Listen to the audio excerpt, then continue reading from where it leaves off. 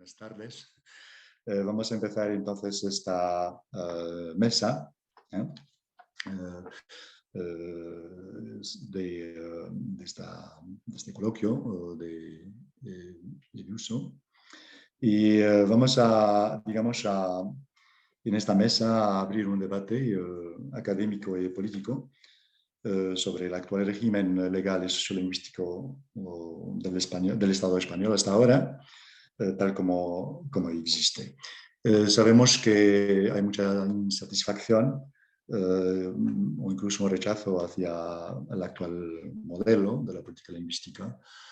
Muchas carencias se subrayan o se pueden señalar, como por ejemplo la persistente jerarquización de las lenguas, basadas muchas veces en ideas de modernidad y de rentabilidad, la invisibilización de las lenguas fuera de sus territorios, entre comillas, la existencia de un bilingüismo compartimentado, la desigualdad en el acceso a los recursos lingüísticos, o bien las orientaciones afectivas que generan las imposiciones y las resistencias a ellas. Entonces, esta situación hace que muchos lingüistas, muchas personas creen que llega un momento, que estamos en un momento oportuno, quizás para pensar en nuevas contrahegemonias. Es una visión compartida, por supuesto, también por varios lingüistas, y que piensa entonces que es tiempo de generar estas contrahegemonías para poder promover cambios ideológicos y culturales y políticos que permitan un tratamiento más justo y democrático de la diversidad lingüística en el Estado español, así como una convivencia menos polarizada del multilingüismo, ¿no?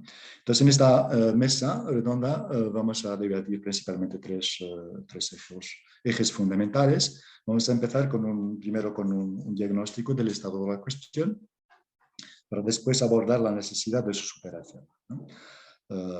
Y en eso se va a intentar responder a preguntas como, por ejemplo, el estado justo de la situación, dónde estamos actualmente y por qué hemos llegado a esta situación hasta aquí, y también hablar de la problematización de las lenguas y de sus consecuencias. Este diagnóstico va a incluir también el intento de indagar en la cuestión de saber cómo se imaginó desde una sociolingüística emancipadora el régimen lingüístico del Estado español hasta ahora. Cómo se han imaginado las lenguas del Estado y cómo se llevó a la práctica el actual orden jurídico y político. Y por último, lógicamente, vamos a explorar las opciones y las posibilidades de poder superar las hegemonías existentes, poniendo en relieve la invisibilidad de los derechos lingüísticos y sus consecuencias sociales y políticas, así como la necesidad de un cambio radical desde los medios a la educación, pero también la construcción de un nuevo discurso sobre la multiplicidad de lenguas en el Estado español. Aquí también preguntas cómo pueden, por ejemplo, ser estos nuevos cambios para conseguir que se reconozcan tanto a las lenguas como a los hablantes, cómo llegar a una distribución equitativa de los recursos económicos dentro de una política lingüística coherente con la diversidad del Estado. Y para eso, quizás algunos puntos, como habrá quizás que adentrarse en las utopias y distopias que se generaron en estos últimos tiempos, poner de relieve otra vez las tensiones que se han generado y analizar el cumplimiento de los compromisos del Estado asumidos, por ejemplo, para la implementación de la Carta Europea de las Lenguas Regionales o minoritarias, ¿no? A ver, por ejemplo, cuáles son los puntos débiles y fuertes de esta carta, por ejemplo. Y para debatir de esto vamos a contar, para el primer eje, con Fernando Ramallo, profesor titular de la Universidad de Vigo, en el Departamento de Traducción y Lingüística, que tiene como área de especialización lingüística, sociolingüística, y sobre todo, muy interesante porque ha sido miembro del Comité de Expertos de la Carta Europea de las Lenguas Regionales y Minoritarias del Consejo de Europa de 2013 a 2019. También contaremos para el segundo eje con Joan Pujolar, de la Universitat Oberta de Catalunya, catedrático áreas de especialización lingüística aplicada, análisis del discurso, lengua y jóvenes, lengua y migración, lenguas y globalización. Y para el tercer eje, con Luisa Martín Rojo, catedrática de lingüística, sociolingüística pragmática, antropología lingüística, comunicación intercultural, ¿no? Que va a intentar abrir perspectivas de lo que se podría cambiar. Entonces, cada ponente tendrá o dispondrá de 15 minutos para intervenir. Entonces, y los siguientes pueden, si quieren, también antes de entrar en su propia ponencia, responder eventualmente a preguntas que planteará el ponente presidente. Sin más, dejo entonces la palabra al primer ponente, el profesor Fernando Ramallo. Moi ben, moitas grazas. Non sei se me escoita ben. Bueno, en todo caso, quero agradecer esta oportunidade de colaborar nesta mesa sobre o diálogo a respecto das linguas e políticas no Estado español. Vou facer a miña intervención en galego, entendo que todo o mundo pode comprender esta lingua perfectamente. Ben, no meu caso, como acaba de sinalar Mohanty Matine, falarei sobre o diagnóstico, aínda que un diagnóstico para nada cuantitativo, senón un diagnóstico reflexivo sobre onde estamos e por que chegamos aquí na problematización política das linguas. É un tema que realmente daría para falar moito tempo e non temos tempo, así que farei de maneira curta e abrindo, se cabe, a posibilidade de debate posterior. Ben, pois comezo, por tanto. Como é ben sabido, as políticas públicas sobre os usos lingüísticos, incluídas as accións ou a falta delas relacionadas co multilingüismo social, están implícita ou explícitamente sempre presentes. Isto é, non cabe a posibilidade de ausencia de política lingüística. E isto é así non polas linguas en si mesmas, ao seren irrelevantes, senón porque o seu uso é universal e, por tanto, atinse a toda a poboación, converténdose nun dos trazos máis estratificadores de calquera sociedade. As linguas importan a política porque entrañan unha inmensa posibilidade de intervención sobre todos e todas nós, en tanto que suxeitos lingüísticos. Por iso, as políticas lingüísticas teñen un potencial extraordinario ao redor, ben da protección e a promoción de dereitos humanos, ben da dominación, exclusión, jerarquización e racialización, trazos todos eles dunha sociedade sustentada arredor da mercantilización das linguas. A partir desta consideración xeral e por razóns obvias de tempo, como acabo de sinalar, vou limitar a miña intervención a tratar de identificar algúns dos problemas relacionados coas políticas lingüísticas no Estado español dos últimos 40 anos, sen entrar en detalle desta ou daquela lingua que poden ficarse, así o estimades oportuno, para o debate posterior. 40 anos despois do réxime lingüístico marcado pola Constitución española, o diagnóstico é coñecido e pouco esperanzador sobre as linguas diferentes ao castelán. Como resumo, permítome poñer sobre a mesa os seguintes trazos problematizadores que identifican a hexemonía da minoración, exemplificadora do capitalismo desde as súas orixes. Os puntos son os seguintes: réxime legal desigual, da personalización parcial á territorialización parcial e o principio de personalización global para os falantes de castelán, invisibilidade do patrimonio lingüístico, incumprimento da legislación, nomeadamente da legislación internacional, pero non só, estigmatización sociolingüística, triunfo de ideoloxemas como o da lingua común ou da naturalización da evolución das linguas, ausencia dunha educación sociolingüística problematizadora, conflito político crecente arredor das linguas e fortalecemento da minoración. De todos estes puntos, desde logo, non podo falar, porque non teño tempo. E voume centrar nos tres primeiros e no último: réxime legal desigual, invisibilidade do patrimonio lingüístico e incumprimento da legislación, para rematar cunha reflexión sobre este fortalecemento da minoración, que sería a síntese, na miña visión, polo menos, deste diagnóstico. Ben, en primeiro lugar, compre lembrar o réxime legal desigual no que habitamos. A autonomía lingüística como abordaxe constitucional do multilingüismo supón referírmonos ao principio de territorialidade aplicado só parcialmente. Fronte a un federalismo lingüístico, onde este principio de territorialidade se aplica completamente, Bélxica ou Suiza, ou a un bilingüismo institucional no que o principio de personalidade se aplica completamente, sexa Finlandia, Malta, Montenegro, Irlanda ou Luxemburgo, por citar estados europeos. Para as linguas non oficiais, isto sería xa para as oficiais, pero para as non oficiais estamos meramente nun modelo denominado protección das minorías, no que o principio de personalidade se aplica parcialmente, xa non o de territorialidade. Este réxime de autonomía lingüística ten a súa complexidade, incluída a relevancia das responsabilidades na política lingüística do Estado español. A Constitución española centra o asunto da ordenación do multilingüismo no artigo 3, como ben sabemos, localizado no título preliminar, ampliamente analizado ao longo de 40 anos. Compre lembrar, ademais, que o asunto foi motivo de relevantes discusións por parte dos constituíntes ata chegar ao xa coñecido unha xerarquización das linguas, artigo 3.1, unha meditada invisibilidade, artigo 3.2, e unha xeralización permanentemente inconclusa, artigo 3.3. Ao mesmo tempo, o artigo 3 recoñece as diferentes responsabilidades na política lingüística. O goberno central sobre o castelán, os gobernos autonómicos sobre as demais linguas, entre comiñas, e o conxunto de Estado e as comunidades autónomas no relacionado con respecto á protección da, e outra vez entre comiñas, riqueza das distintas modalidades lingüísticas de España, que é o que recolle o artigo 3.3, en tanto que patrimonio cultural. Pois ben, desde 1981 ata 2018, esta ordenación do multilingüismo foi obxecto de máis de 70 pronunciamentos do Tribunal Constitucional, maiormente como resolución de conflictos entre poderes, pero non só.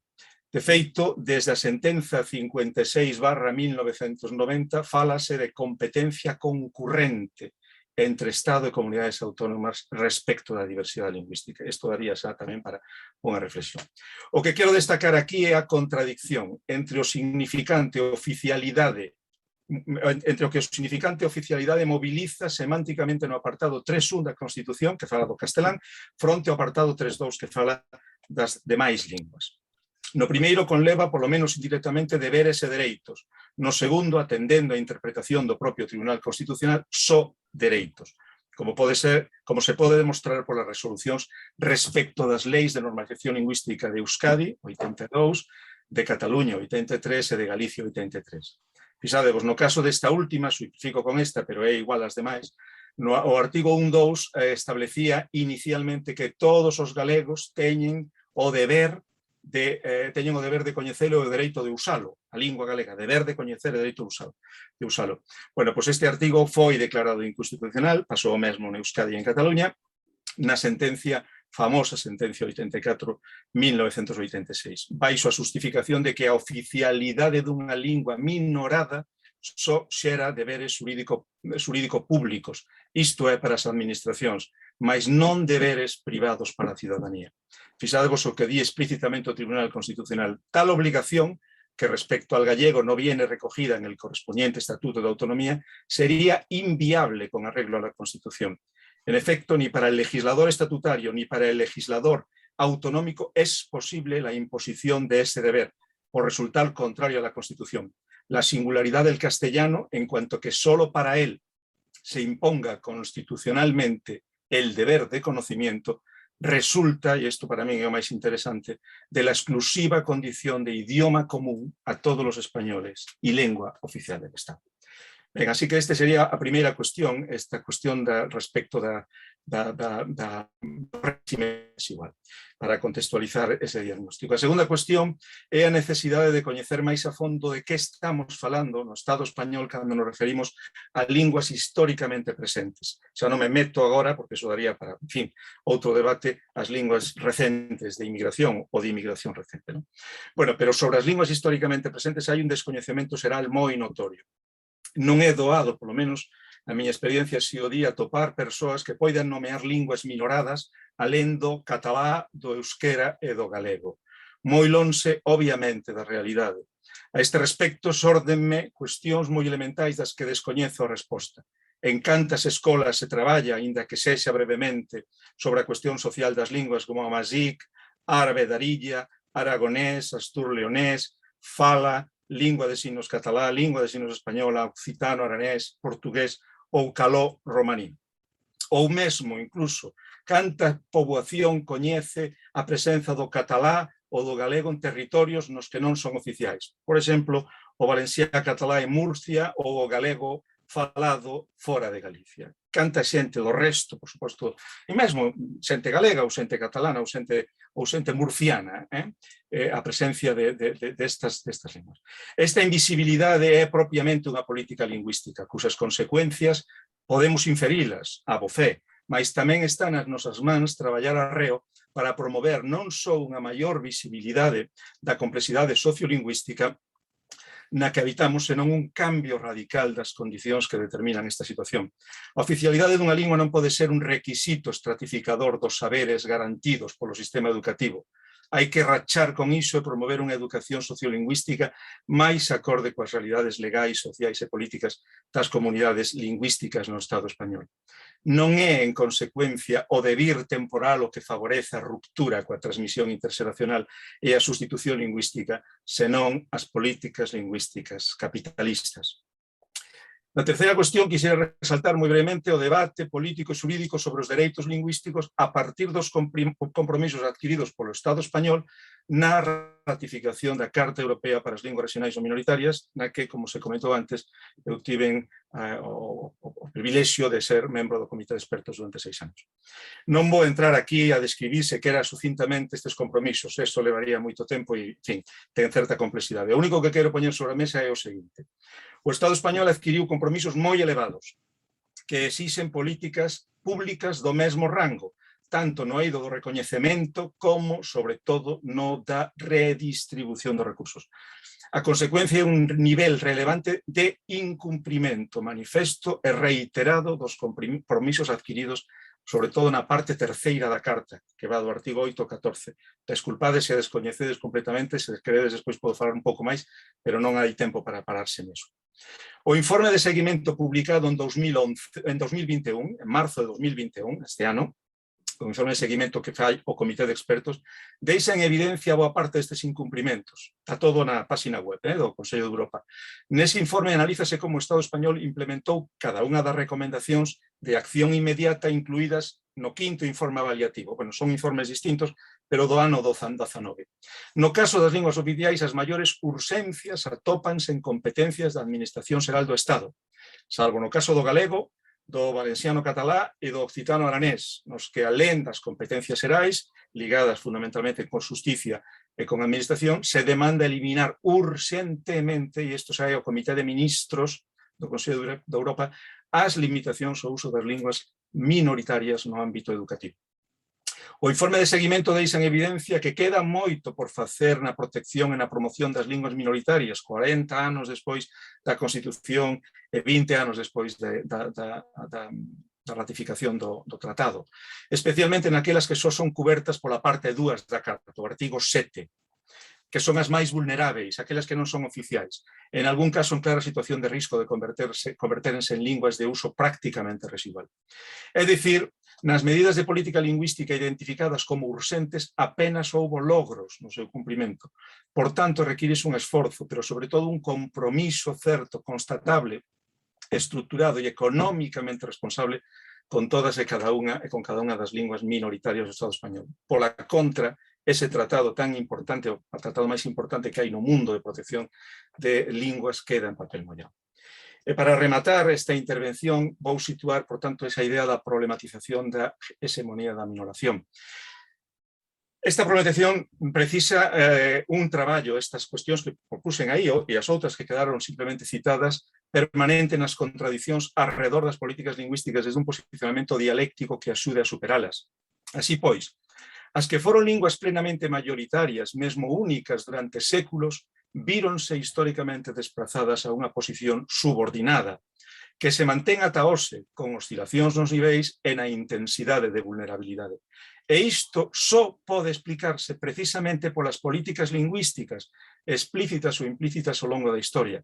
Desde esta perspectiva entrelazada, entendemos a política como a causa e como a consecuencia da minoración, Se as decisións políticas que crearon séculos atrás as condicións favorecedoras da expansión privilexiada do castelán e a emerxencia das elites ligadas a este idioma foron a causa da minoración do resto das linguas, as políticas máis recentes, desde o último cuarto do século XX, son unha consecuencia desa minoración. Isto é, están condicionadas polo statu quo e apenas se planifican como superadoras desas condicións de minoración ou desigualdade. Dito con outras palabras, asúmese a minoración como un trazo indisolúvel ás linguas e non se concibe unha política que posibilita a súa superación. No mellor dos casos, do que se trata de ralentizala. Este é un dos éxitos máis alentáveis da sociedade capitalista contemporánea e das súas formas dominantes de comunicación. Naturalizar unha condición social como se a súa radical transformación, neste caso a desminoración, non estivese na nosa man. Por tanto, desde a nosa concepción, a relación entre a minoración e a política lingüística identifícase cunha cinta de Moebius, coas súas inherentes circunvolucións. Non hai espazo para a superación da desigualdade e da injustiza porque o único que semella relevante é garantir e mesmo fortalecer o recoñecemento da lingua minorada, nun camiño continuo dun só lado, a política do recoñecemento como política de minoración. Deste xeito, a categoría de minoración nas súas orixes afastada da cuantificación favoreceu e modelou unha ontoloxía do ser lingüístico falante de linguas minoradas, nunha sorte de camiño fechado, isto é, non orientável, ás veces coa cinta de Moebius máis ancha, o que Zizek denomina Moebius ético, e outras con ela estreitada, mais sempre en viravoltas circular. Polo tanto, desde fundamentos materialistas, estou rematando xa, o único xeito de avanzar é a ruptura da cinta de Moebius e abrir o espazo da política como superación da hexemonía da minoración e sermos quen de construir unha contrahexemonía que movilice unha praxe na que tanto o devir natural das linguas como a despolitización das linguas deixen de ser ideoloxemas dominantes. Desde logo temos recoñecidos antecedentes a estas cousas que estou comentando de propostas certamente utópicas sustentadas neses fundamentos materialistas, como é o caso do libro 4 idiomas para un Estado de Rafael Niñoles, que, como se porá de manifesto na seguinte intervención, un libro nese sentido modélico.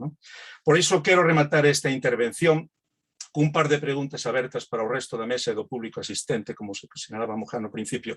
A partir da experiencia de 50 anos e pensando en alternativas para superar o consabido diagnóstico, se de nós dependese, como modificaríamos o artigo 3 da Constitución española, como modificaríades cada unha de vos.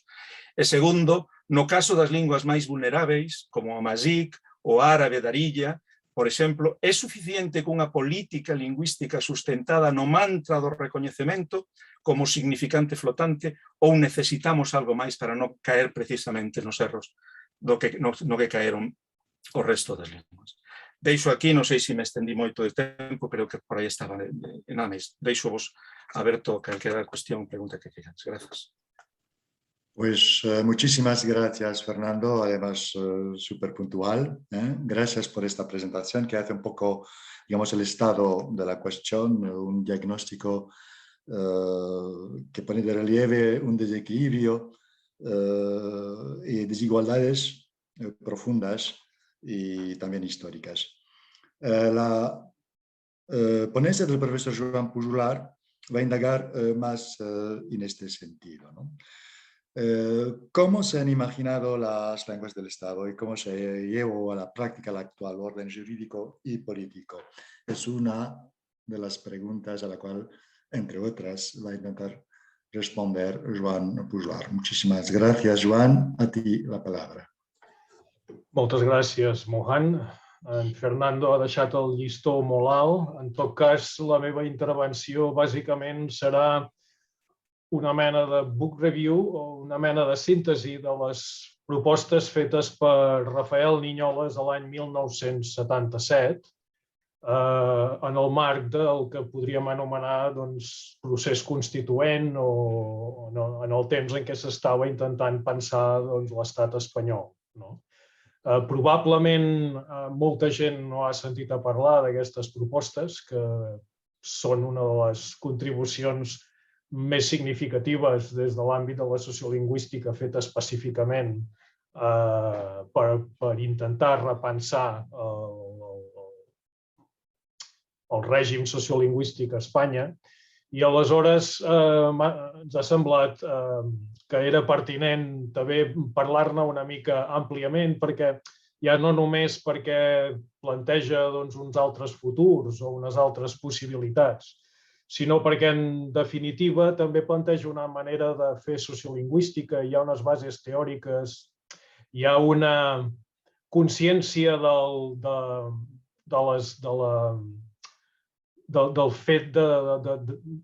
fet político-econòmic que hi ha darrere de la diversitat lingüística, que a vegades fins i tot encara és difícil de trobar avui en dia en cursos de sociolingüística. Aleshores, jo els recomanaria encara com a lectura, perquè a més és una lectura bastant còmoda. Bé, a veure si això funciona. Molt bé, el PowerPoint estarà en espanyol, una mica per fer una mica de praxi també del multilingüisme. Niñoles fa bàsicament una història i una anàlisi social i econòmica del multilingüisme a Espanya. I comença parlant del que també s'ha anomenat la singularitat espanyola, Espanya com a nació fallida, Espanya com a estat que no ha aconseguit el tipus d'implicació que trobem en altres contextos dels estats-nació europeus més consolidats. A part d'això, aleshores és en el marc d'aquesta anàlisi que ell fa una mica una mena de proposta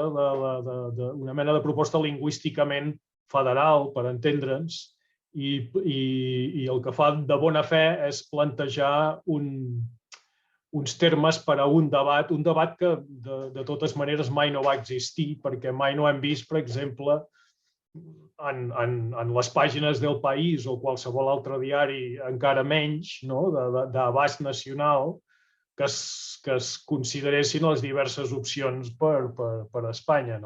De fet, si es busquen les declaracions d'altres representants de la intel·lectualitat espanyola, ell al principi cita aquesta de Julián Marías, que diu: España es una de las naciones más uniformes lingüísticamente de Europa.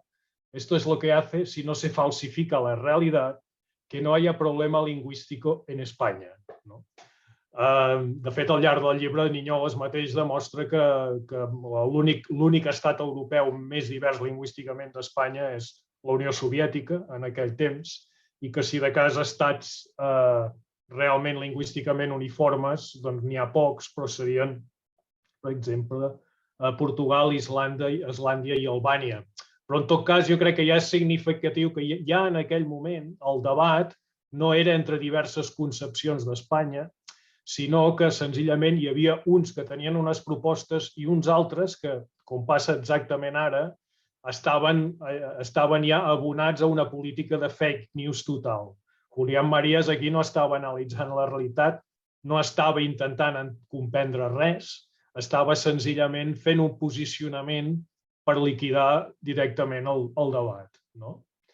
Aleshores, això sí, tècnicament, Niñoles parla de 4 espais lingüístics principals que ell veu viables en termes de fer-hi funcionar administracions, oficialitat, etc., que serien el castellà, òbviament, el català, el basc o l'euskera i el gallec. I finalment,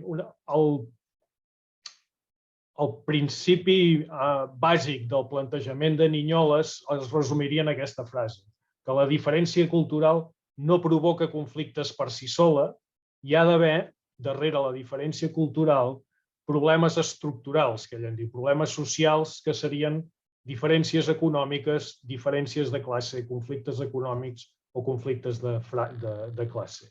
Aquest argument ell el pot fonamentar bastant clarament quan explica que dins la trajectòria de l'estat espanyol temes de llengua, identitat, cultura i política s'han jugat en el marc de Catalunya, de les 4 províncies catalanes, i en el marc sobretot de les 3 províncies basques, amb Navarra sempre en una situació una mica ambivalent. I ell observa que, per exemple, no hi ha hagut la mateixa situació a Galícia ni en altres llocs de parla catalana, com podrien ser les Illes Balears o el País Valencià. I això el seu argument és per la específica configuració de l'esdevenir econòmic de l'estat espanyol. Això és que els processos d'industrialització emergeixen sobretot entorn dels pols bascs i entorn del pol de Barcelona, el pol català, i que la industrialització, òbviament, va lligada al que seria el procés de modernització. Per tant, el que passa és que es produeix, a diferència de molts altres estats, una situació en què la llengua i la cultura dominants no són els que protagonitzen el progrés industrial, econòmic, sinó que són col·lectius lligats a llengües i cultures minoritàries. I aquí ell hi situa una de les bases de l'emergència d'un conflicte polític lligat a les llengües, i que diu que si no hi hagués aquestes diferències no hi hagués hagut conflicte polític. Després també té una reflexió de fons que és important i que jo crec que no hi insistim prou, i és entendre quines característiques té aquest canvi social, aquesta modernització que faci que les llengües siguin objecte de controvèrsia. Aleshores, el seu argument és que les societats modernes requereixen una alfabetització universal i aleshores plantegen preguntes sobre les llengües col·loquials, és a dir, quina llengua s'agafa com a llengua de l'administració, com a llengua de la tècnica, com a llengua de l'ensenyament, etc. Ell té d'alguna manera un esquema en el qual identifica la societat tradicional com una societat lingüísticament estructurada entorn de la diglòssia. Com anava explicant el Fernando, a l'estat espanyol es generen unes elits castellanoparlants, però com que hi ha una separació clara entre aquestes elits que tenen estudis, que tenen accés també a la llengua escrita, etc., i que es comuniquen entre elles, les classes populars, la gran massa de la població pot continuar parlant les seves llengües i en la majoria dels casos ni tan sols sabent parlar espanyol. Quan es produeix el procés de normalització, aquesta situació ja no és possible. Es generalitza l'ensenyament, tothom vol portar els fills a l'ensenyament, tothom vol progressar socialment, les classes socials comencen un procés en què no és que deixin d'existir, però esdevenen més poroses. Hi ha altres formes d'acumulació de capital, sobretot, òbviament, a través de la indústria i a través dels serveis. I, per tant, aleshores, l'idioma és en aquest moment en què l'idioma es constitueix en un element de conflicte, el qual explica, per exemple, la situació en el moment en què ell estava escrivint del País Valencià. El País Valencià estava vivint també un procés d'industrialització i un procés en què les grans masses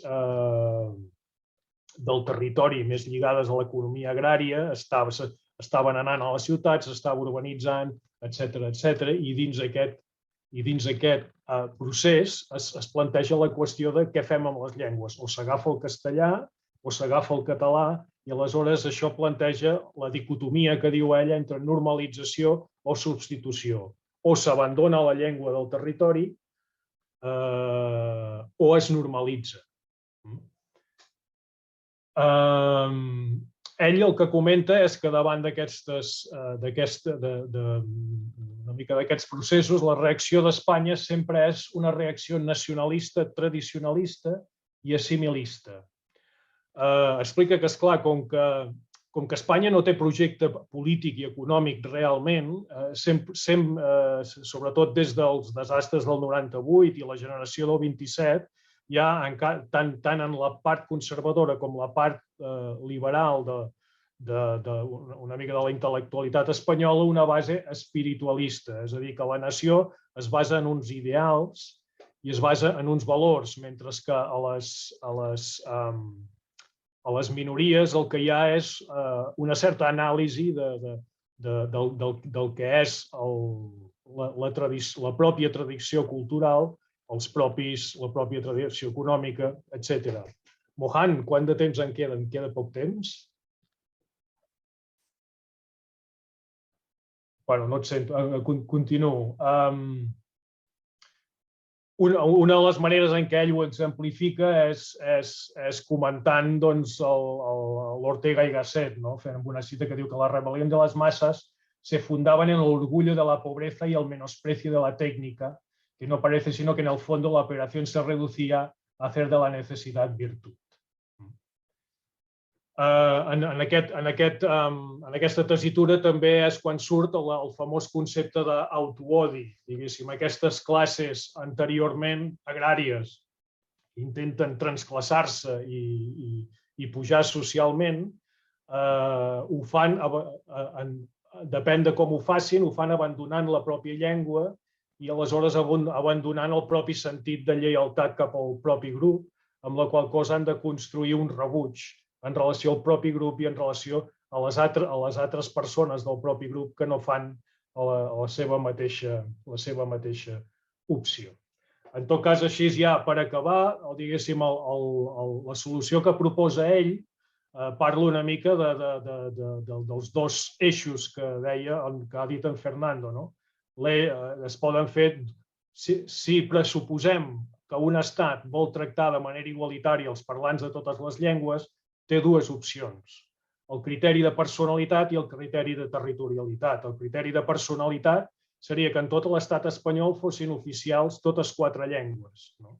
Aleshores, en aquest moment, també és interessant veure com ell està recollint molts elements de l'experiència canadenca sobre el tema, que primer van intentar aprofundir en aquesta opció, és a dir, fer que tot el Canadà fos bilingüe, però que s'adonaven que en un context en què senzillament el que es fa és un reconeixement general de drets, però no es consideren les qüestions de desigualtats que hi ha en diversos contextos, el que acaba passant és que la minoria cada vegada va reculant més, amb la qual cosa els canadencs van acabar agafant la solució territorial, és a dir, un Quebec unilingüe.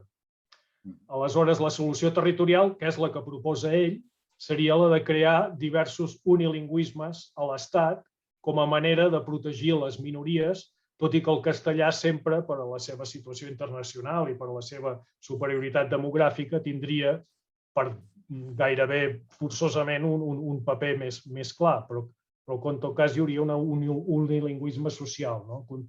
Ell diu explícitament: debe tenerse presente que el objetivo final del Estado multilingüe no es promover el bilingüismo social, sino asegurar la utilización de 2 o más lenguas dentro de la comunidad política. Y en ciertas condiciones el bilingüismo estatal solo puede mantenerse sobre la base de comunidades coexistentes en las que el monolingüismo es predominante. I aleshores, ja aquí per acabar, llanço les preguntes que nosaltres hem decidit llançar per al debat. Un és que si pot imaginar realment un espanyol en actiu, o que se senti molt espanyol amb la manera com que hi ha predominant de sentir-se espanyol ara, un estat on el castellà tingui el mateix estatus que les altres llengües. I després, si en un escenari de territoris unilingües català, euskera, gallec, quin rol hi tindria l'actual població castellanoparlant? En certa manera, són 2 preguntes dirigides, una cap a la concepció estatal de les llengües, l'altra sobre com haurien de gestionar les autoritats autonòmiques aquestes llengües. I ja està. Gràcies, Mohan. Vale, gràcies, Joan. pues nada, por esta presentación, digamos, que indaga más un poco en la perspectiva histórica y que me parece necesaria, por supuesto, para comprender, digamos, las desigualdades actuales, ¿no? La referencia a Niñols también permite extender, digamos, la reflexión a otros factores, ¿no? Como la economía, los aspectos sociales, etc. Y gracias también por las preguntas, porque ya empezamos, digamos, a entrar en el próximo, es un buen puente para la próxima intervención de Luisa Martín Rojo, ¿no? Que va en su explorar, digamos, las posibilidades o las perspectivas de cambiar un poquito esta eje.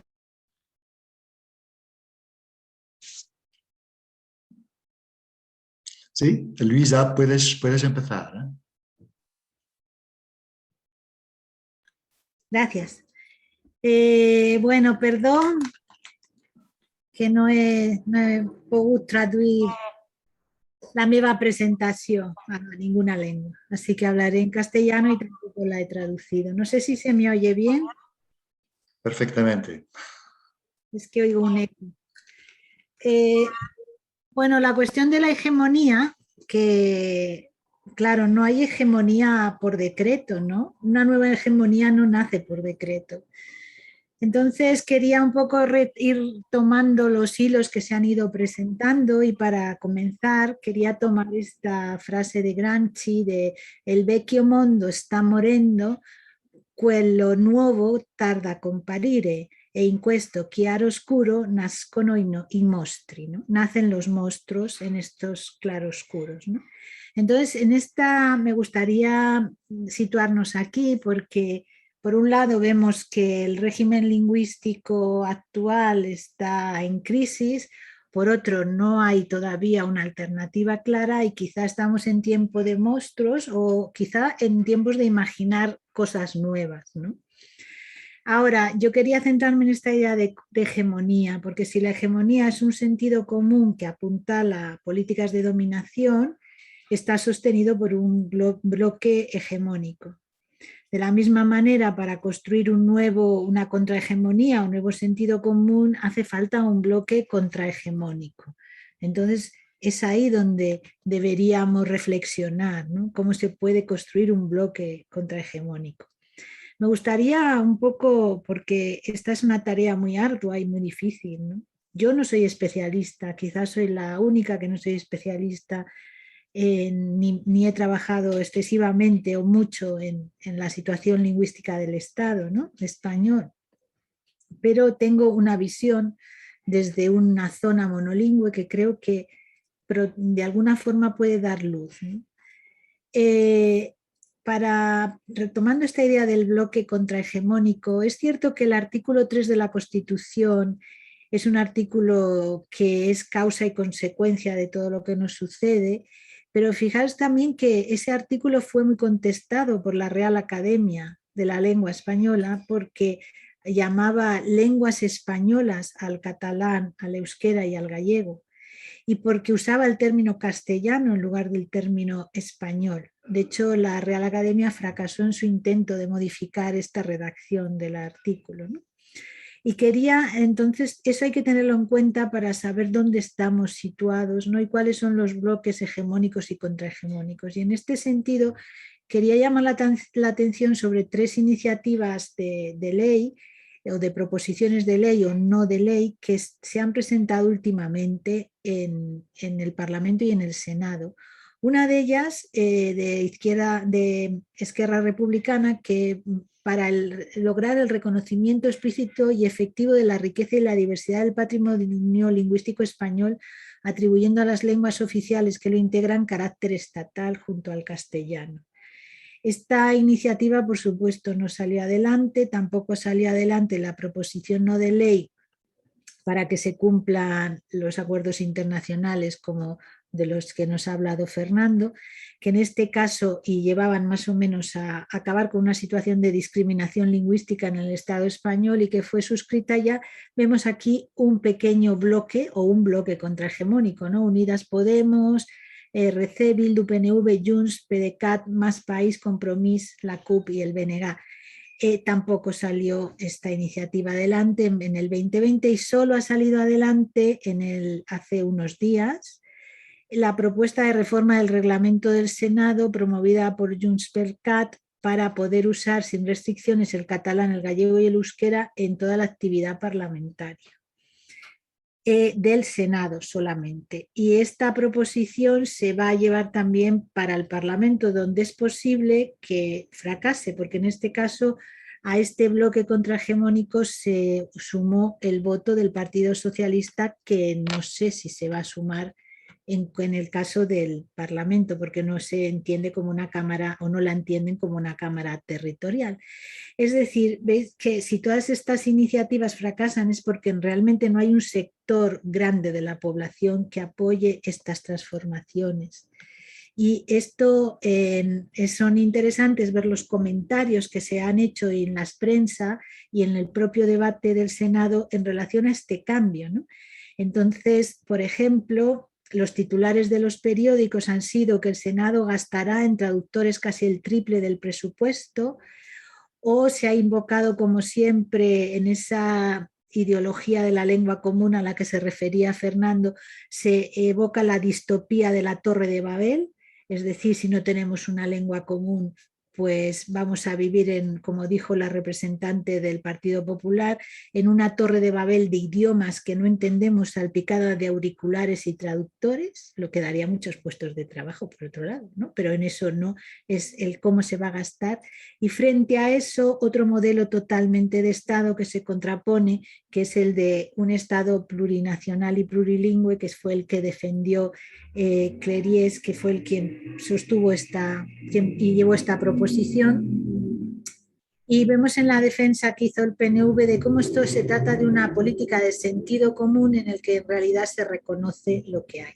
Fijaos que en todos estos ejemplos de lo que pasó ahí podemos ver que hay muchos obstáculos a que esto cambie. ¿Por qué? Porque aquí encontramos la mercantilización de las lenguas y la jerarquización propia del orden neoliberal, no gastar dinero pues, en traducción, porque es ser más servicios públicos, no, más aparato del Estado, no. La idea de que si no hay lengua común vivimos en la confusión absoluta.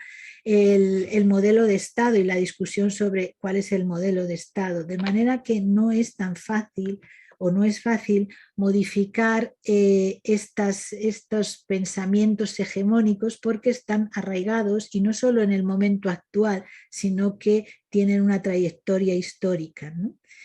En este contexto, además, se suma para mí esta distribución territorial que creo que ha sido yo sí lo considero causa y consecuencia de lo que está pasando, porque lo que ha llevado es, volviendo a esta oposición de distribución y reconocimiento que evocaba Fernando, lo que ha llevado es a que se haya conseguido redistribuir algunas lenguas, puesto que si están presentes en la educación, si están presentes en la administración, hay una distribución de recursos, pero solo dentro de un territorio y no todas las lenguas.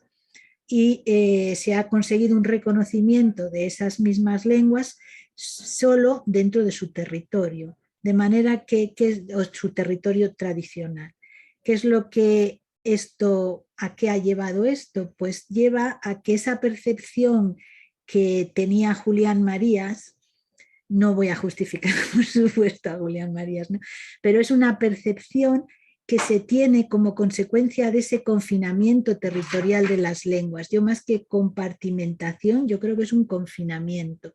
El hecho es que esa diversidad de lenguas no se percibe cotidianamente en los territorios tradicionalmente monolingües, y es mucho más presente las lenguas de la migración, están mucho más presentes en la vida, en los barrios, en las escuelas, en todos los aspectos de la vida de las regiones o de los territorios monolingües que las otras lenguas cooficiales. De manera que si estas no se ven, no se perciben, no se puede nadie poner en el lugar del otro. Es difícil que se genere una contrahegemonía cuando es de algo que no se tiene ninguna familiaridad ni conocimiento. Y esto es de alguna manera la percepción que se tiene y que yo tengo desde estas regiones monolingües, y que además se asienta sobre toda esa base de utopías y distopías, de ideologías monolingüistas y que no son nuevas y que no son fáciles de modificar. Yo tenía aquí 2 ejemplos que me gustaría comentar de cómo hay pequeñas cosas o pequeños cambios que cambian esta percepción y que son interesantes de observar, ¿no? Yo creo que tenemos que tener un buen diagnóstico para poder hacer o introducir o lograr transformaciones y cambios, y sobre todo alianzas, ¿no? Por ejemplo, el Distrito Único Universitario ha sido un elemento importante de cambio. ¿Por qué? Porque ha favorecido mucho la movilidad de estudiantes que han sido socializados en otras lenguas y que se han educado en otras lenguas cooficiales. Y su llegada a las aulas de Madrid o de otras zonas, ¿no? Porque todo el mundo puede circular, ¿no? Conlleva pues el que se hayan conocido otras realidades lingüísticas y que se hayan conocido de primera mano y que se haya convivido con ellas. De manera que eso puede generar algún sentimiento o una intencionalidad de cambio, ¿no? De todas maneras, el otro ejemplo que tengo es el de los estudios de lengua y cultura catalana en la Universidad Autónoma, que aunque han tenido apoyo institucional, como está tan arraigada la visión de que es mejor aprender inglés, de que hay otras lenguas como el alemán que son más capital, pues resulta realmente muy difícil vencer inercias, ¿no? Y las inercias a que salgan adelante estos estudios. De manera que no solo políticas, tenemos que fijarnos también no en la política desde arriba, sino que con una visión del poder en la que podemos pensar que no solo viene de arriba, que no es propiedad de nadie, sino que todos los días en nuestra vida cotidiana se ejerce el poder y la resistencia. Se necesitan de alguna manera cambiar ese sentido común, y ese sentido común solo por leyes y decretos no se cambia.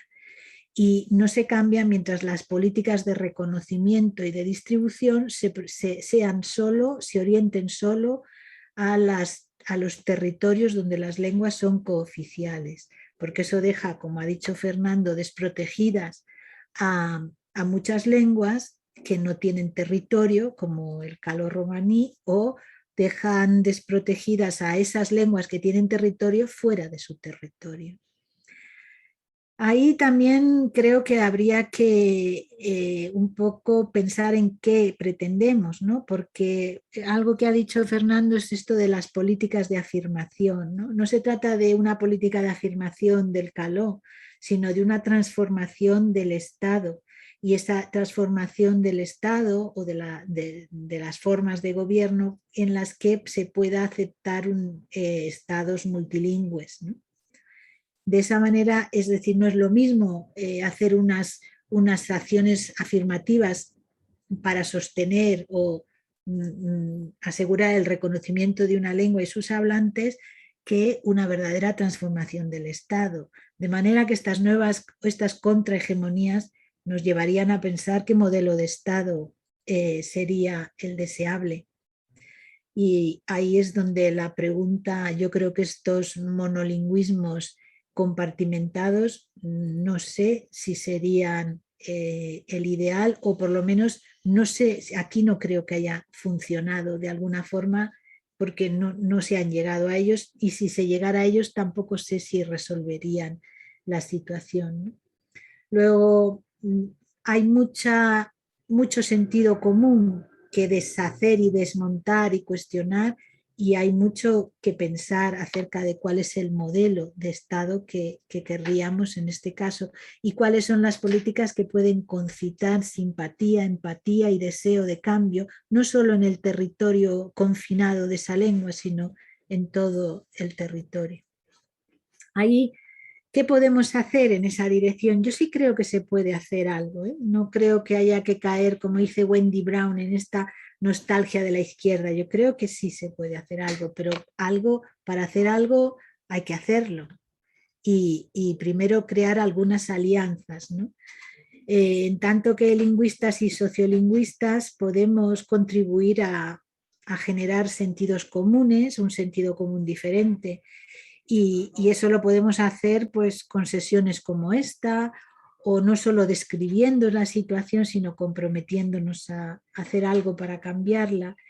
Y en ese sentido, por ejemplo, estaba pensando desde las asociaciones profesionales, podríamos, cuando se presente esta nueva iniciativa para que las lenguas al menos el catalán, el euskera y el gallego estén presentes en el Parlamento español, como asociaciones profesionales podríamos apoyar esa iniciativa, pero yo rara vez, o no creo que haya visto asociaciones de lingüistas que hayan apoyado algunas de estas iniciativas hasta ahora, ¿no?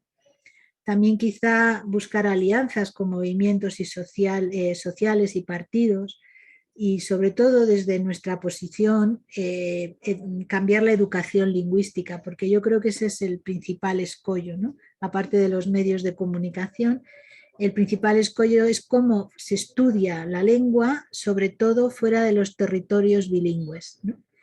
Y realmente esa forma de estudiar la lengua es la que está sosteniendo muchos de los elementos de esta hegemonía actual.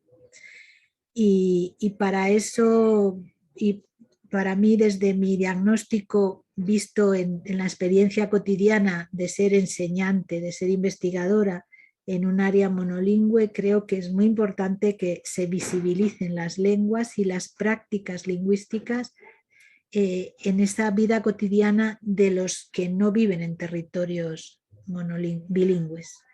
Y creo que esto es todo lo que yo tenía que decir. Voy a ver pues si tengo, creo que sí, ¿eh? Mis preguntas. Entonces, yo había formulado 2 preguntas también para lanzar a la mesa y al conjunto. La primera es si pensáis que es posible alcanzar un régimen lingüístico más justo solo con políticas de afirmación dentro del propio territorio, o se precisan políticas de transformación políticas dirigidas a la transformación global del Estado. Y la segunda pregunta es algo que es un fruto de mi problematización de la situación actual. Me pregunto a qué sectores sociales y clases beneficia el actual régimen lingüístico, no en los territorios bilingües o donde hay lenguas cooficiales, sino en todos los territorios, pensando en cómo, es decir, esta polarización que enfrenta a regiones o nacionalidades y que se da constantemente, ¿no? Que ahora, por ejemplo, en la Comunidad de Madrid está tan fuerte, ¿no? De que el Estado roba a la Comunidad de Madrid, todo esto, ¿a quién beneficia? Y eso es todo. Gracias. Nada, muchísimas gracias por esta intervención que aborda, bueno, que tiene puentes también y explora vías diferentes en un tono optimista, porque efectivamente se pueden alcanzar ciertos, digamos, resultados, ¿no? Explora en su intervención algunas vías para alcanzar, digamos, por lo menos una cierta realidad plurilingüística del Estado, ¿no? Y proponer alianzas, explorar dificultades, sobre todo fuera de la acción política tradicional, ¿no? Que es efectivamente muy importante porque solemos focalizar en esto, ¿no? Gracias también por las preguntas, ¿no? Yo creo que voy a aprovechar para recordar quizás las preguntas planteadas por los 2 ponentes anteriores antes de abrir el debate, tanto a las que constituyen la mesa como al público. Entonces, recuerdo que en el caso de Fernando Ramallo, ¿no? Leo las preguntas a partir de la experiencia de 50 años y pensando en alternativas para superar el consabido diagnóstico, si de nosotros dependiera, ¿cómo modificaríamos el artículo 3 de la Constitución española? Y una segunda pregunta, en el caso de las lenguas más vulnerables, como la Amazigh, o, por ejemplo, si es suficiente una política lingüística sustentada en el mantra del reconocimiento, ¿no? Y después, en el caso de Joan, se aceptaría perdona, he traducido automáticamente las intervenciones, las preguntas de Fernando y Joan, ¿no? Se aceptaría el pueblo español, entonces, que el castellano tenga el mismo estatus que las demás lenguas, y si los territorios unilingües en catalán, euskera, gallego, etc., si van a crecer, sí, cómo se habría que tratar la población castellano hablante, ¿no? Bien, yo voy a aprovechar para quizás abordar en un primer momento la respuesta a la segunda pregunta de Fernando, hablando de la Amazigh, de situaciones, digamos, de lenguas que son en una situación aún peor que las, digamos, clásicas lenguas nacionales del Estado español, ¿no? En el caso de la Amazigh, en Melilla, o el bereber, y de la Darija o del árabe dialectal en Ceuta, hasta ahora ya ni siquiera se hablaba de esto, y gracias, por ejemplo, al trabajo que se hizo dentro del comité de expertos de la Carta de las lenguas, la Carta Europea de las Lenguas Regionales y Minoritarias, con una gran contribución de Fernando, hay que decirlo, ¿por qué no? Pues ahora se está planteando esta cuestión en Melilla, que se plantea desde hace muchísimos años, pero sin visibilidad. El caso de Melilla, por ejemplo, del bereber, el problema que tenemos es que hasta ahora ni siquiera se ha planteado la cuestión del reconocimiento de un idioma, entonces nunca hubo una verdadera política lingüística que pueda incluir y reconocer en el fondo a estas lenguas, a todas las lenguas del Estado español. Lo han dicho, ¿no?, los que han hablado antes.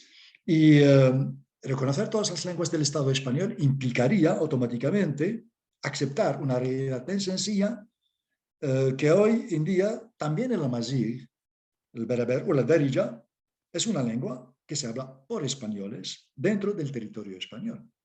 Pero esta realidad no se acepta todavía, ¿eh? Luego, a partir de ahí, si conseguimos hacer este primer paso, entonces no se puede aceptar una discriminación dentro de lo que cabe, evidentemente, de las desigualdades. Hay siempre, cada uno tiene uno que está en una situación peor. A partir de ahí, si se reconoce esta lengua, pues no se puede aceptar una discriminación que consistiría en dar en algunos, a los catalanes, a los vascos, también incluso a los gallegos, no lo que se rechazaría a otros, como por ejemplo los melillenses rifeños o a los ceutís que hablan el Darija. Entonces, es esa la novedad, quizás, es que el sistema lingüístico español, además de todo lo que se ha dicho hasta ahora, pues no imagina que una lengua no latina, o sea, que no forma parte del territorio inicial de la península ibérica, en este caso la Amazigh, podría tener cabida en el mapa lingüístico español. Eso es psicológicamente un problema gordo que encontramos cuando hablamos en Melilla con la gente, digamos, que es de origen de la península, ¿no?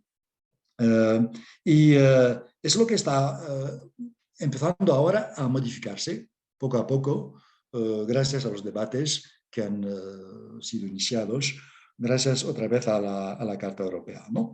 Y también gracias al trabajo de algunos lingüistas españoles que sí que empiezan a tomar en cuenta también esta realidad. Evidentemente, es evidente que no hay una política lingüística, no hay una política de normalización de este idioma y no hay una política lingüística de manera general, ¿no? En este sentido. Y eso debería, por lo menos, si fuera el caso, debería traducirse por lo menos en la creación de una institución que se encargaría o que estaría dedicada a llevar a cabo esta política lingüística, cosa que se ha rechazado hasta hoy. hasta hoy incluso. Se ha demostrado, cuando digo hasta hoy, estoy hablando del mes de julio y de agosto, donde hubo debates para crear una institución en ese sentido y después que no se ha podido llevar a cabo. Y nada, entonces está claro que a partir de ahí, digamos, no podemos únicamente ver o focalizar en la política, digamos, española, tradicional. Hay también que reconocer que hasta ahora la falta de implicación de los propios hablantes, porque siempre no debemos olvidar que una lengua es lo que sus propios hablantes quieren hacer de ella. Y en el caso de Melilla y de la Derija en Ceuta, desgraciadamente, el compromiso de los hablantes, por razones que los sociolingüistas conocen perfectamente, de autoodio, etc., pues el compromiso está bastante limitado. Y entonces la exigencia de los partidos políticos está limitada y los partidos políticos, por supuesto, si no les presionamos, no entran en estos temas, ¿no? Entonces yo voy a pararme aquí porque el tema de Melilla, de la Derija, es aún más grave porque estamos aún escalones por debajo de la situación que existe. Pero no se puede dejar por un lado, si de verdad queremos repensar, digamos, el mapa lingüístico del Estado español y sobre todo esta justicia lingüística o digamos, este equilibrio lingüístico desde abajo, ¿no es verdad?, que podríamos imaginar y nada más. Entonces, yo voy a dejar primero los ponentes a intervenir, si quieren intervenir en una de esas preguntas, y si no, abrimos el debate a los participantes. Eu quería responder a, bueno, non sei se podo facelo, vamos, a algunas preguntas de Joan, a segunda particularmente, ¿no? Porque é un desafío, naturalmente, que temos que ter en conta. E desto se falou algo bastante cando o proceso o intento de independencia de Cataluña, verdade? Pero el propón esta cuestión que é absolutamente central para todas, en principio para as linguas oficiais, eu estendería, por suposto, a todas as linguas. ¿No? Pero esta idea de territorios unilingües, que facer cos castelánfalantes? Pois aí, na miña opinión, só hai dúas opcións, esa do federalismo lingüístico ou do bilingüismo institucional. É dicir, ou nomeamos as dúas linguas oficiais, pero con principio de territorialidade aplicado e de personalidade das dúas linguas, ou un federalismo lingüístico con monolingüismo catalán, pero durante 10-15 anos, que a poboación castelánfalante manteña os seus dereitos, naturalmente, ¿no?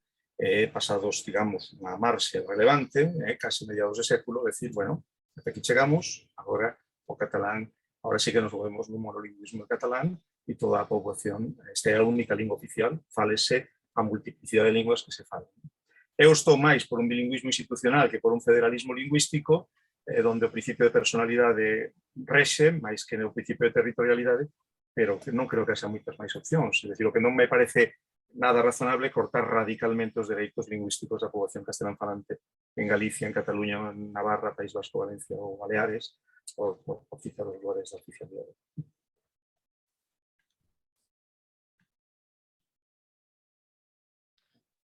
Gracias. ¿Alguna intervención más? Sí, el que està comentant el Fernando podria ser un exemple, la proposta d'Estatut d'Autonomia de Catalunya del temps de la República, que preveia, de fet, l'oficialitat única del català i després hi havia uns drets específics pensats per a la població castellanoparlant. El que passa és que era una situació demogràficament diferent. Però bé, jo ara, no sé, prefereixo callar, veurem si al públic hi ha intervencions. Yo también, porque yo creo que he contestado implícitamente a varias de las preguntas. Me parece que es tiempo de que se oigan otras voces.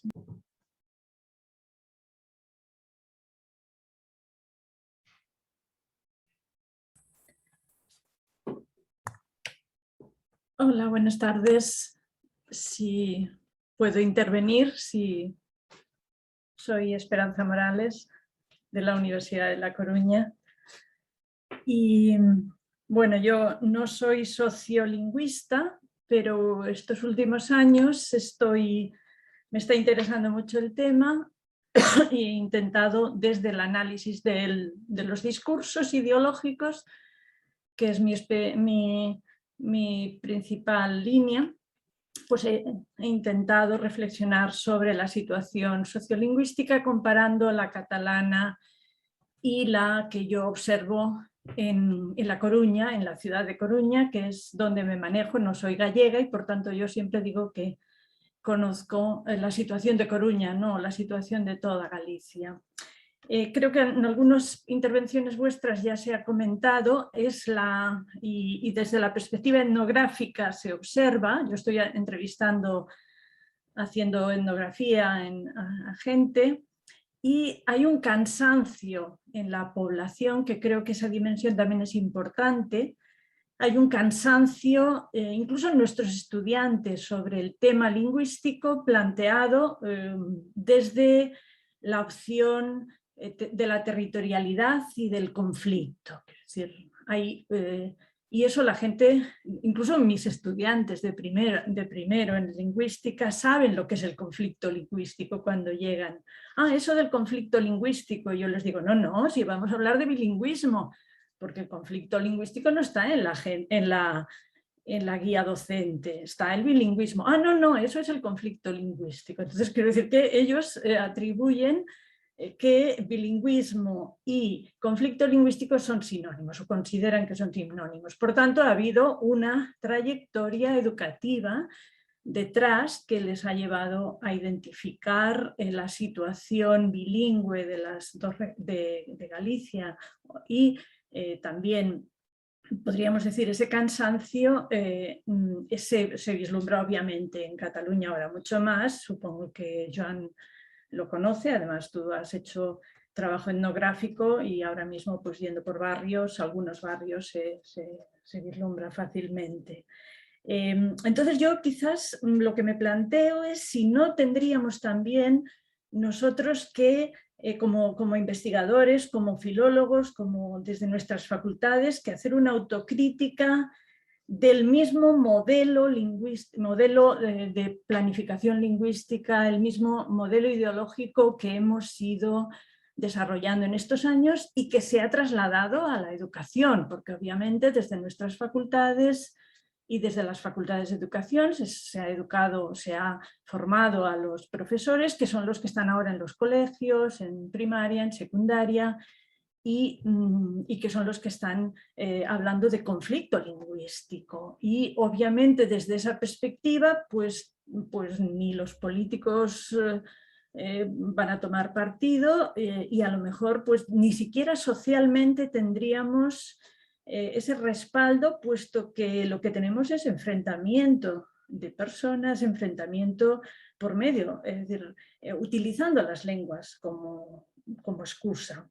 Entonces, incluso buscando alternativas, un día encontré 2 libros de una persona que se llama Mercè Vilarrubias, eso fue en Barcelona, y que me pareció interesante, más que nada como alternativas, es decir, que hay ya alternativas. Es una profesora que no la conozco, el libro se llama Sumar y no restar, y luego tiene otro libro por una ley de lenguas, y me pareció interesante en el sentido de abrir espacios, incluso pues abrir espacios también en nuestro ámbito académico de otras personas que desde la práctica educativa, desde la práctica de secundaria, pues han ido reflexionando sobre este tema y la trayectoria que hemos llevado estos años. Entonces yo la pregunta y el comentario que os propongo es si no tendríamos que hacer nosotros una autocrítica de cómo se ha llevado y cómo se han justificado las políticas lingüísticas en las 2 zonas que yo conozco más, que es Cataluña y Galicia. Y quizás a lo mejor pues empezaríamos a encontrar alternativas nuevas, porque yo percibo que en la sociedad hay cansancio sobre este tema. Gracias. Fernando y Joan, quizás por alusión, responder. Sí. Bé, jo crec que també hi ha una qüestió en un determinat moment quines opcions prenem a l'hora de descriure la situació i a l'hora de representar el problema. No? Jo crec que el cas de Galícia és especialment, no sé, el Fernando què pensa, no? Però és especialment instructiu en el sentit de que en una situació en què realment el gallec estava encara molt poc estès en el funcionament de les institucions, l'economia, etc., apareix un moviment com Galícia Bilingüe amb un discurs clarament de defensa de l'espanyol. No? Aleshores, jo crec que això també ho hauríem de contextualitzar perquè el que està passant és que hi ha una gran agressivitat per part dels sectors conservadors espanyols en aquest tema. I el conflicte lingüístic, jo no sé si atribuir-lo a la gent que està defensant les llengües minoritàries, certament són una part del tema, però no hem d'oblidar l'altra, i és que si tu parles amb la gent que està intentant defensar el lleonès, que està intentant defensar l'asturià, que està intentant defensar l'aragonès, aquesta gent està en una oposició molt virulenta de part dels mateixos sectors. Aleshores, per mi hi ha una mica aquest problema de com plantegem la qüestió i quin diagnòstic fem. Jo crec que sí que és important començar a posar subjectes a les oracions. És a dir, la gent parla de conflicte lingüístic, que digui quines són les parts. Perquè si no el que fem és una mica una política de confusió. El tema del conflicte, per exemple, en la tradició sociolingüística catalana és un terme que és considerat positiu. I que autors com Niñoles i Aracil sempre varen combatre l'ús del terme bilingüisme per caracteritzar la situació, perquè el que deien és que el bilingüisme l'únic que feia era dissimular les tensions i legitimar el poder constituït. Aleshores, sempre hi haurà conflicte quan intentes canviar una mica les coses. La qüestió és si realment es poden crear hegemonies que siguin altres de les que hi ha ara. En fi, no sé, estic sent una mica vaga, em sap greu, però... No, por la miña parte, que coincido con este análisis de Joan, é que o problema Esperanza, creo eu, é que está tamén outra vez no significante bilingüismo. Como ben sabes, aquí en Galicia, desde a propia política se construen adxetivos moi interesantes, por suposto reprochables, como bilingüismo armónico, bilingüismo amigable, estas cosas. Pero sen entrar no fondo das condicións materiais nas que existe ese bilingüismo. E as condicións materiais nas que existe ese bilingüismo son conflictivas. E, por tanto, ou superamos o conflito, e, por tanto, necesitamos políticas de superación do conflito, ou, senón, falar de bilingüismo a secas, neutralizado, é precisamente unha das características dese conflicto, é dicir, invisibilizar esas condicións. Hai desigualdade de función da lingua na que falas, e como hai esa desigualdade a eso, por lo menos remito eu ese valor positivo ao que facía a referencia Joan do conflicto, como estar sempre atentos a buscar solucións. O problema é que as linguas van esmorecendo, que as linguas se van apagando, xa non digo, por suposto, as grandes linguas minoradas, catalá, euskera, galego, senón o resto das linguas das que falou tamén Mohand, particularmente o basic, o aragonés, o darilla, o portugués, que ten 300 falantes en Extremadura. Eso non hai posibilidade de observar ou de aspirar a ver unha solución se non se aborda desde a perspectiva precisamente non do consenso que crea esas igualdades falsas, sino do propio conflicto, para superarlo, naturalmente, non para vivir permanentemente en conflicto. Por eso, me dá un pouco de... Entendo que distí de que hai unha certa saturación por parte da poboación, precisamente porque hai unha manipulación permanente de que o conflito solo lo crean as minorías lingüísticas e non esa virtualidade, en fin, esa potencialidade do español como lingua común. Aí está, e os medios de comunicación son certamente relevantes. En canto a autocrítica, sí, certo, eu creo que se necesita dar un cambio radical e crear material didáctico de primeira dimensión sobre que é a diversidade lingüística realmente, e non numerar linguas e porcentaxes de falantes, sino esta perspectiva dunha sociolingüística política en vez dunha política sociolingüística ou dunha política lingüística. Esta é a miña perspectiva. Entendo tamén e comparto esa idea de autocrítica, certamente. Por iso nas clases, por lo menos nas miñas, eu só falo destas cousas. Non servirá para nada, teño 15 alumnos ou 20, pero por lo menos é do que trato a diario en todos os niveles.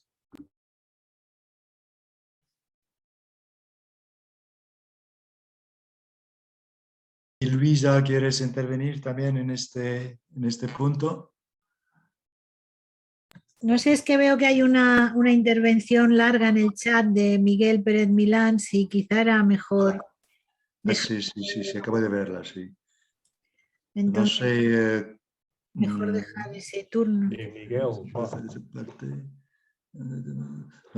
Todo el mundo la ve, supongo, ¿no? Estaba intentando leerla, que es larga, por si podía yo.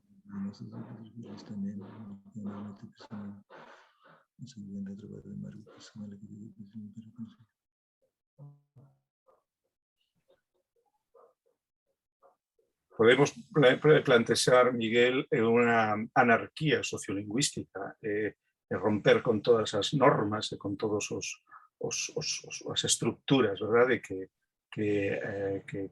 sustentan este marco actual. Pero é unha posibilidade, estamos dispostos realmente a dar todo por válido e que cada quen faga o que queira, non sei, por modelos de organización nese sentido, desde dentro, a verdade é que é un pouco complicado. Yo leo la pregunta. Miguel estaba pensando, dice, de hecho, en una sociolingüística de la anarquía. Yo estaba leyendo la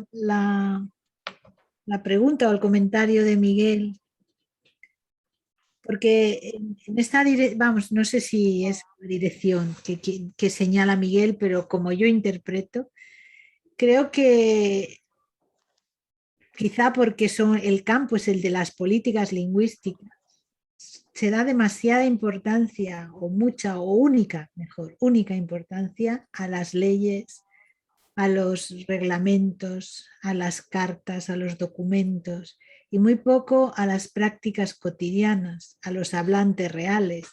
Y se habla del reconocimiento de lenguas, rara vez se habla del reconocimiento de hablantes. Entonces yo creo que esa política desde arriba únicamente realmente nos lleva a la situación que estamos, ¿no? Y que la única forma de cambiar cosas son actuar más desde abajo, desde la educación, desde evitar, tratar de desenmascarar esta polarización constante entre personas y lenguas. Es decir, creo que es otra forma de entender la situación, pero no creo que por modificar el artículo 3 de la Constitución, que ni siquiera se ha aplicado con lo que deja de margen, porque todavía deja un margen que ni siquiera se ha aplicado, ni siquiera con ese crearlo, cambiarlo, no va a cambiar nada si las dinámicas, si no hay personas que se oponen a esos pensamientos hegemónicos, ¿no? Y para eso es necesario convencer y hacerla, creo, no solo pensar en las políticas, ¿no? Creo que por ahí entiendo el comentario de Miguel. No sé si estaréis de acuerdo. Jo potser també ho contactaria amb la reflexió que feia la Luisa sobre com es projecta el tema lingüístic en els moviments socials, no? Que aquí crec que hi ha un tema en què els sociolingüistes jo crec que sí que estem fallant, perquè si tu mires una mica el discurs, per mi, diguéssim, el més significatiu és discursos que té gent com Podemos o els comuns a Catalunya sobre el tema de la llengua, que no té cap connexió amb les connexions de subalternitat que toquen en relació a gènere, en relació a raça, etc etc. I això sí que crec que nosaltres com a lingüistes potser que tindríem el deure de formular els temes aquests en un llenguatge en què es posin de manifest les, com en diem, les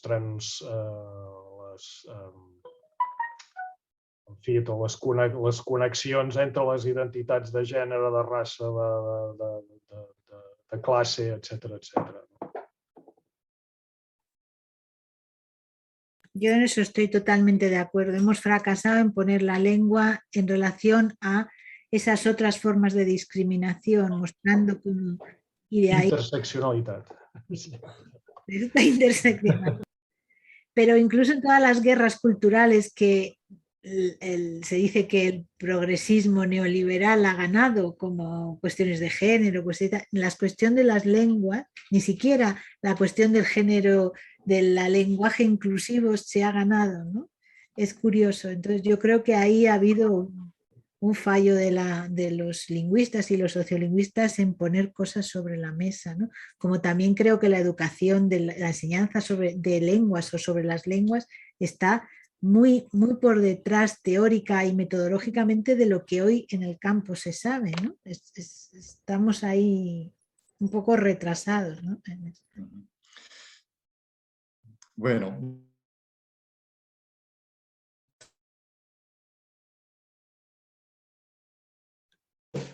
Tendremos que cerrar. A mí yo me he quedado con las ganas, digamos, de indagar más en esta cuestión, política de arriba versus prácticas cotidianas, si son excluyentes o si es un proceso que uno interfiere en el otro.